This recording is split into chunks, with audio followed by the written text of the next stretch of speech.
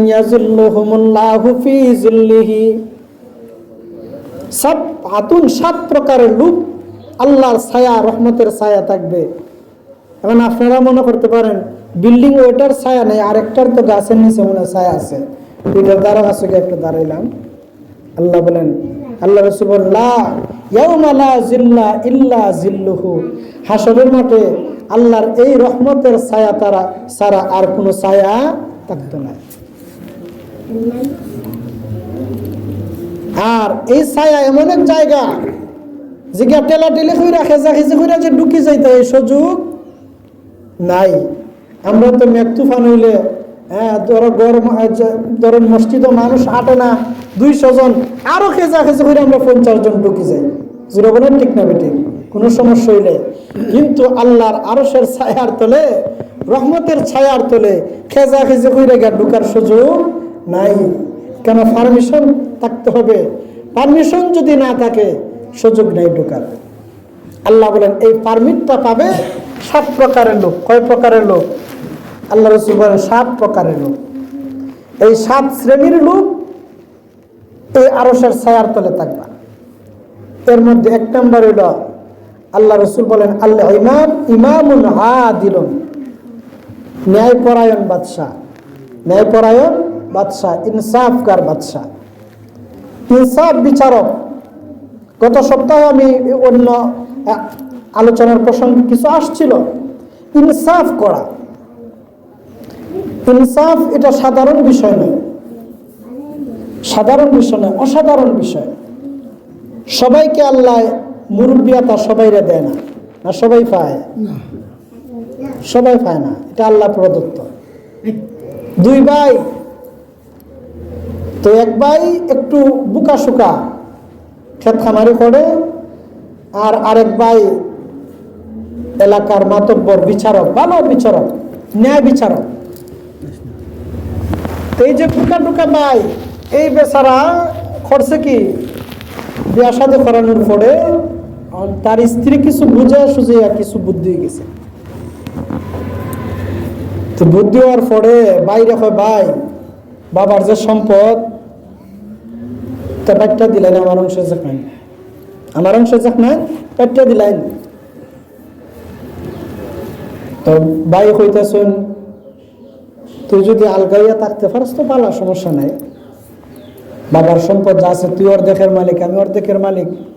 তুই যদি চলতে পারস আমার সমস্যা নাই, যা। পাট্টা দিছে, সম্পদ বাটাবাটি শেষ। কিছুদিন পরে কয়, ভাই সম্পদ তো বাড়ছেন ঠিক কথা, মানে বাবার সর্দারিটা যে আপনি করুন, আপনার যে মুরব্বী, এটা তো বাবার থেকে পাইছেন আপনি, এটারও বাট্টা দিন। এখন হ্যাঁ স্যার, আসলে জ্ঞানী মানুষ, কিতা করতাম, এটা আবার বাটা যায়নি, তারা তো এটা বুঝানি যেত না। তো ভাই বলতেছে, এটা সামনে বাটবার, এটা তুই নিয়ে নি গিয়া, কি কর সর্দার, এটা তুই নি গিয়া, তোরে দিলাম, আমার লাগতো না। যে ভাইয়া সর্দারি দিলেই শুন, হে করছে কি তা, 2টা সাদা পাঞ্জাবি, সাদা লঙ্গি টঙ্গি কিনছে, কিনা আটে রাস্তাঘাটে, কিন্তু খেওয়ার তারা দাওয়াত দেয় না। মানে আরেকদিন আরো কয়েকজন যে বাইরে কইও, আমার যে সর্দারি দিছ এটা যেন মানুষে হইয়া দেন, আমি যে সর্দার, আমার যে দিছ না হইলে কোনো মানুষ আমার দাওয়াত দিব নি। তো বাইরে যখন কথা কইছে যে ভাই মানুষ একটু হইয়া দিন, আপনি যে আমার সর্দারিটা দিছেন, এমত অবস্থায় আপনার আইছে থানার থেকে একটা চিঠি আইছে, দাওয়াতের চিঠি আইছে, বেচারারে দাওয়াত দিছে মুরব্বী। কই ওই পাইছে সুযোগ, কই ভাই তাইলে আমি বিচারো, আমি যাইব কিনা, বিচারো আমি যাইব। তো দাওয়াতের দিন বিচারো গেছে, বেচারা টাইম হইলো 10টায়, বেচারা 9:30 গেছে কি, ঘুরে গাড়ি করিল, মানুষ তো আর নাই। হাসা যারা বিচারি এরা আগে যায় না পরে যায়, বিচার যদি 10টায় যাইব, 10:30 11টায় যাই হোক। পরে বিচার শুরু হয়েছে, এখন তার যে বাইর চেয়ারটা এটা একবারে ওসির সাইটে, ওসি যে পুলিশে হচ্ছে দাওয়াত দিছে থানার ওসির একবারে সাইটে, বাই তো নাই, এবার সারা বাইর বদলাইয়া বইছে।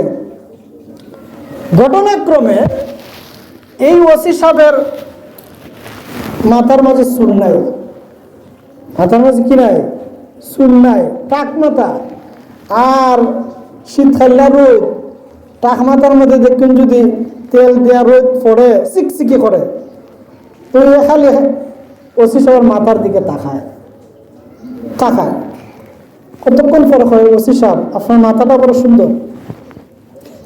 যেই হচ্ছে মাথা সুন্দর, এমনি যারা টাক মাথা এমনি তো লজ্জা পায়, যেই বলছে যে আপনার মাথাটা বড় সুন্দর, ওসি তো আর কি উপর দিকে মুক্ত, তো মাথা নিচ দিকে তাকাই রয়েছে, নিচের দিকে রাইকা। কিছুক্ষণ পরে ওসির মাথার মধ্যে আতায় আর হয়, ওসি সাহেব আপনার মাথাটা বড় বেলটার মতো বড় সুন্দর। যেই কইছে বেলটার মতো হয়, এই ফাগল খুঁজ থেকে এই ছেড়ে ধর থানায় বন্ধ করছে। বিকালবেলায় মানুষ এখন আপনার বাইরে যে বিচারও ফাটাইছিলাম হাজত বন্দি, বিকালবেলা বাই গেছেন মুরব্বী গিয়া, কিতা ওসি সাহেব আপনার তো একবারে এত আমার ইজ্জত সম্মান সব মারি লইছে, কিতা করছে? কয় ভাই আর বইলেন না, এই বড় মজলিসের মধ্যে আপনার ভাই আমার হয় আমার মাথাটা বেলটার মতন সুন্দর।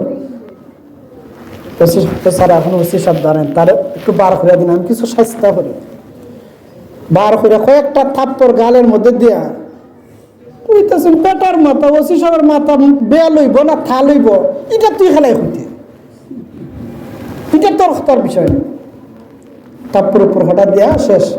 ওসি সাহেব পরে আইনা বেচারের চা খাওয়াইছে মুরব্বীর, বেল একটা ফল তাহলে একটা ফল, বেল হইয়া বেটা হাজত আর তাল হওয়া বেটা আরো চা খায়।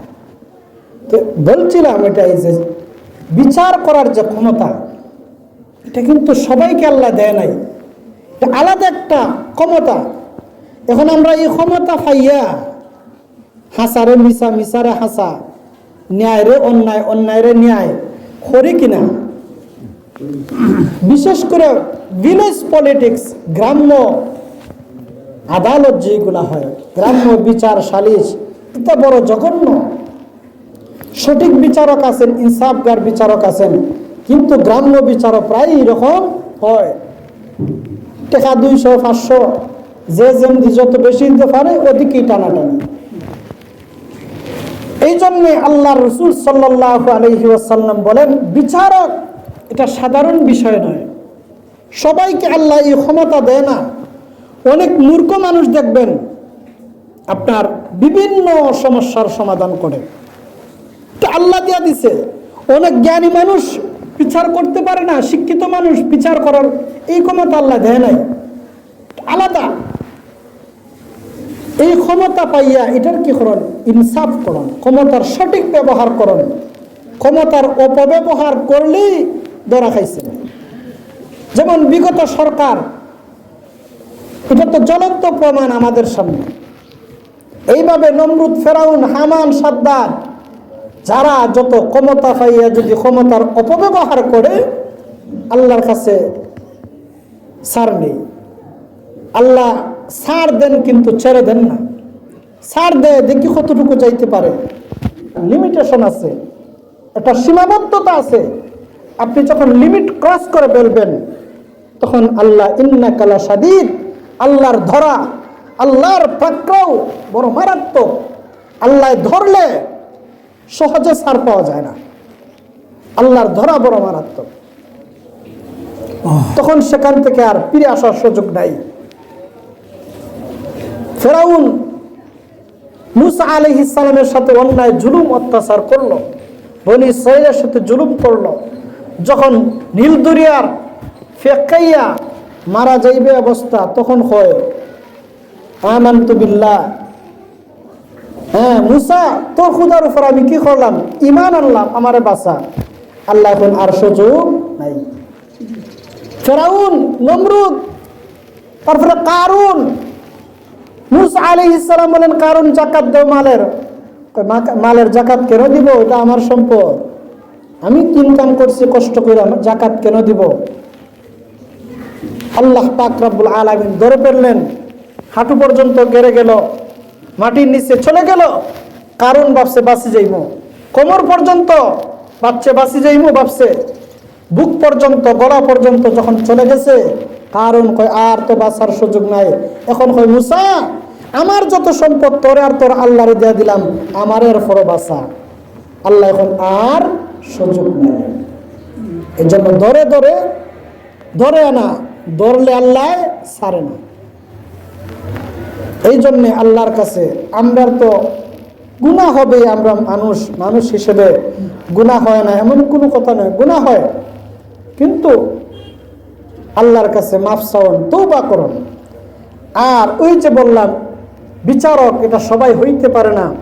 আল্লাহ ক্ষমতা দিলে ক্ষমতার সুষ্ঠু ব্যবহার করুন।